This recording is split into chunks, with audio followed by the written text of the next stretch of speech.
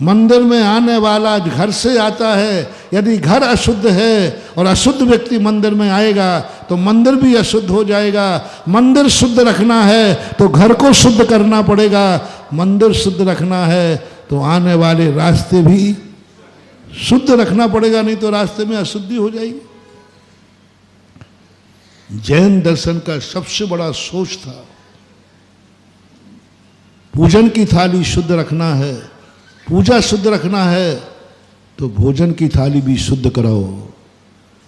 भोजन की थाली अशुद्ध है, मांस है, अंडे हैं, सब है, ऐसा व्यक्ति आकर पूजन करेगा तो मंदिर का अतिशय खत्म, पूजा खत्म, भगवान की प्रतिष्ठा खत्म हो जाएगी।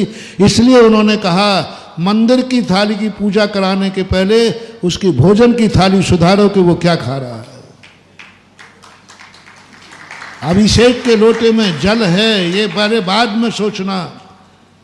एक बोतल पीकर आगने वाला व्यक्ति अभिषेक करेगा तो क्या होगा, आप बताओ। एक बोतल पी के आया है और वो व्यक्ति भगवान का अभिषेक कर रहा है, बोलो मंदिर की प्रतिष्ठा रहेगी? अभिषेक का फल रहेगा? जैन दर्शन कहता है अभिषेक का लोटा बाद में उठवाना, पहले पीने का लोटा देखो उसमें क्या है। यदि पीने का लोटा गंदा है तो अभिषेक के लोटे से कोई मतलब निकलने वाला नहीं। हम आहार लेते हैं, कई लोग कहते महाराज जी आपको हमारी जिंदगी से क्या लेना देना, आपको शुद्ध आहार चाहिए? बिल्कुल नहा धो करके कपड़े पहन कर बिल्कुल शुद्ध दे रहा हूँ, बिल्कुल 16 का खा रहा हूँ, खिला रहा हूँ, और खिलाते भी बहुत 16 का खिलाते, शुद्ध, कहीं गड़बड़ तो है ही नहीं, बिल्कुल देसी माल खिलाते हो। बोले महाराज आपको मैं कुछ गंदा नहीं खिलाऊंगा, देखो आप मेरे गुरु हैं, मुझे मालूम है कि आप, बोल दो ना, आप शुद्ध खाते हो, इसमें तो मुझे कोई संदेह है नहीं कि आप मेरे भगत हैं, तो मुझे तो अशुद्ध नहीं खिलाओगे, पक्का है, पक्का है, विश्वास पूरा है। लेकिन तुम शुद्ध खाओगे तभी वो अशुद्ध शुद्ध माना जाएगा, नहीं तो वो भी अशुद्ध है। क्यों दिगंबर जैन साधु उनसे हार नहीं लेता है? जो पहले पूछता है कि तुम शराब तो नहीं पीते, पहले पूछता है गुटखा तो नहीं खाते, पहले पूछता है कि तुम अंडे तो नहीं खाते, पहले पूछता है रात्रि भोजन तो नहीं करते, पहले क्यों?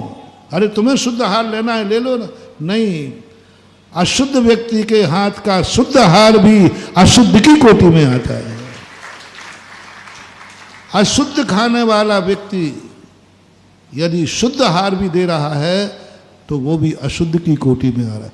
अशुद्ध व्यक्ति मंदिर आ रहा है तो वो भी मंदिर की शुद्ध क्रिया कर रहा है, तो वो क्रिया भी अशुद्ध है, क्योंकि करने वाला अशुद्ध है, तो क्रिया कितनी भी शुद्ध हो वो अशुद्ध मानी जाएगी।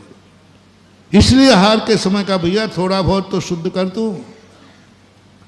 और कई लोग कहते महाराज आपको इससे क्या लेना देना, हम क्या है?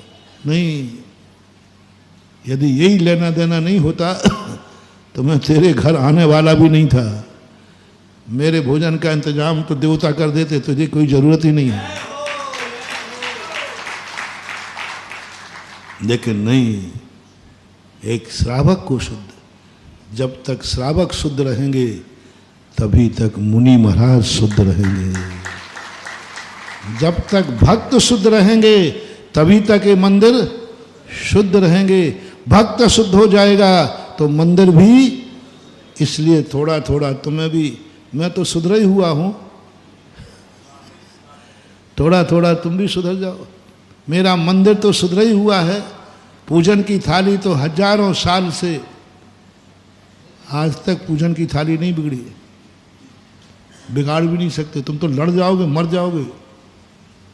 मेरे मंदिर की पूजन की थाली ऐसी ही होना चाहिए।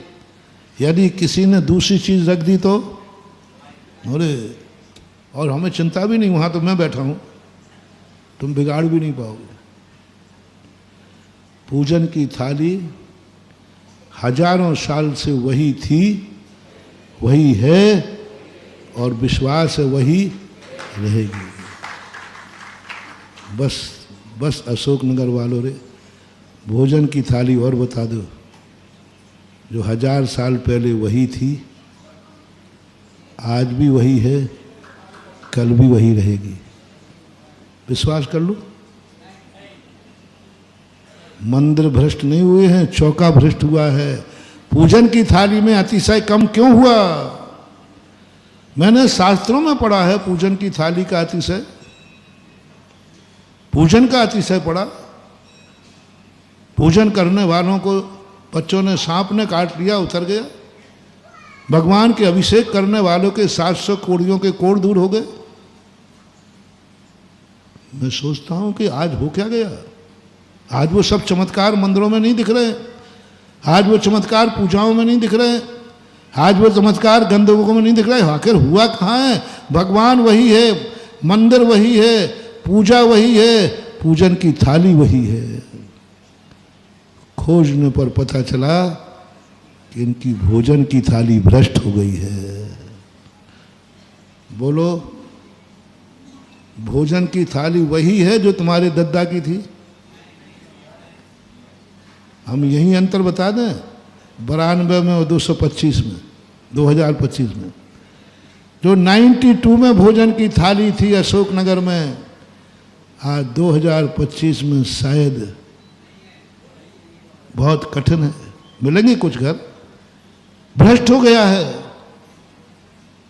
इस पर हंगामा करो, इस पर झगड़ा करो, इस पर पंथ बनाओ, मैं भोजन की थाली नहीं बिगड़ने दूंगा। हम जैन हैं, जैन की भोजन की थाली में यह नहीं होना है तो नहीं होगा। पूजन की थाली की नहीं कह रहा हूं, वो मैं संभाल लूंगा, वो तुम बिगाड़ने भी नहीं दोगे। लेकिन क्या तुम जैनियों को है? आप भक्त कहते महाराज जी पूजन में किस विधि से होना चाहिए, पूजन की विधि बताओ। कोई ये नहीं पूछता महाराज भोजन की विधि बताओ, जैनियों का भोजन कैसा होना चाहिए। सब भ्रष्ट हो चुके हो। जैनियों को क्या पीना चाहिए, ये होना चाहिए।